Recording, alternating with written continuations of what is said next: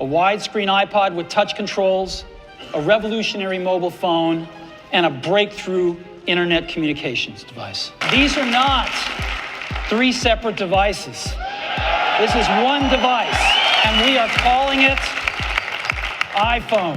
Today, Apple is going to reinvent the phone. When doing research for the iPad history videos, I discovered something. Apple used to innovate. It was huge. The first iPhone, the first iPad, the first iPad mini, none of them were the first of their kind. There was already kind of some smartish phones. There were some tablets and some compact tablets already a thing. Apple innovated and they quickly became the best of their kind. That's where Think Different came from. Apple used to push the envelope with their ideas, but now it's looking like they don't have to anymore. And I'm the issue. You're the issue. Apple is dead and we killed it. Here's what I mean. I still want to buy every Apple product that comes out.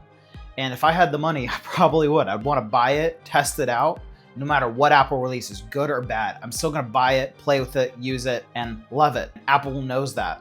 Apple knows they have a loyal fan base. Will love anything Apple does. I mean, have you heard the term Apple sheep? So many Apple YouTubers, yeah, we're Apple sheep. Guilty as charged. We like Apple. And that's not a crime. But unfortunately, Apple is taking that as a sign of, hey, we can chill now.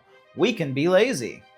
We don't have to innovate anymore. They've become stagnant. Apple feels like now they can keep doing the same things over and over again. They don't have to push themselves into new markets. Like, they let Meta, Oculus, all these brands, take the AR, VR market. And so whenever Apple came in with Vision Pro, nobody really cared about it anymore. The people who did really care about it, Apple did up and made the bar for entry so high with the $3,500 price tag and the extremely heavy aluminum device that nobody wants it now, and Vision Pro is quickly failing. And that's just a sign, one of the signs of them kind of just being lazy. I don't know if you can tell with Apple Intelligence right now, they always seem to announce products early and like, this will release later in the fall. This will release next year. Why don't you just wait until it's ready to announce it? I don't know. And they announce these things. Apple Intelligence is supposed to come out with the iPhone 16. What it's looking like now, the iPhone 16 is going to be out for about a month before Apple Intelligence is fully released to the public. And what's sad to me is the fact that Apple Intelligence is the key feature on iPhone 16. The design is just iterative of last year's iPhone 15s. And so the iPhone 16 is not really going to be a big jump. They're adding a new button. Whippy freaking do. Like, who cares? And so now we're getting this AI feature, which again, super cool AI stuff that is going to be late from the phone. Apple is just announcing products and releasing them late or never releasing them, like AirPower. Product lines are just starting to feel more and more stagnant, just iterative updates, like I said. The Apple Watch every year. The Apple Watch Ultra 2, the exact same watch as the Ultra 1. Yes, the internals are better. Yes, you got better battery, you have better screen, you have a little bit faster of a processor. All of the stuff that really barely matters. The Ultra 1, still I'm rocking it, works incredibly well.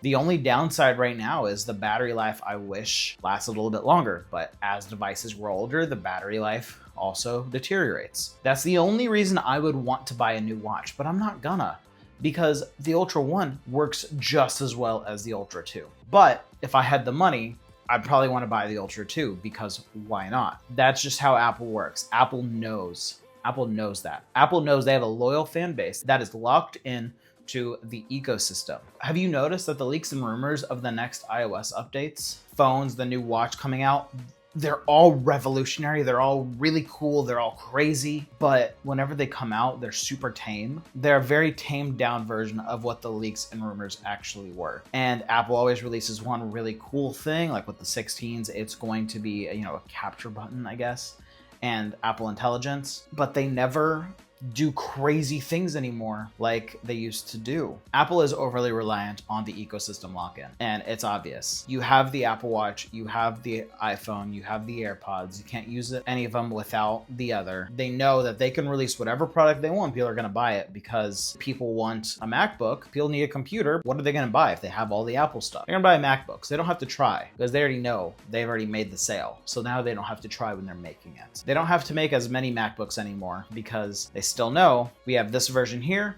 That's what everybody's gonna buy because that's what's available. It's an Apple device. It just works. But now it's feeling like it doesn't just work anymore. For a company that says it just works, that they want you to think different, they're starting to think the same as everyone else. And that's unfortunate. Have you noticed like Apple's just playing it super safe with their product designs? I mean, the iPhone 12 was a really big jump. The iPhone 10 was the biggest jump Apple has ever made. And I'm not saying make an iPhone 10 kind of upgrade every single year, even though to me that would be kind of cool. I would love to see like a visor camera bump on an iPhone. I feel like Apple could make that look really cool. I would love to see, God forbid, black AirPods or a black Apple Watch Ultra. No, they have to look the Apple color. And that used to be iconic. Now it's just looking lazy. Apple used to take risks. Like when they released the iPad mini and the first iPad. These were huge risks that paid off so well for them under Steve Jobs. But now they don't want to take these risks anymore. And it's starting to show year over year. It's starting to become more and more obvious. And if something doesn't change soon, I'm scared for the future of Apple. That's just me. I could be wrong. Let me know what you think in the comments down below. And if you want to see more videos like this, if you want to see my iPad videos, check them out. I'll have them linked up here. But until next time, I'm Jake. This is Shot on My Phone.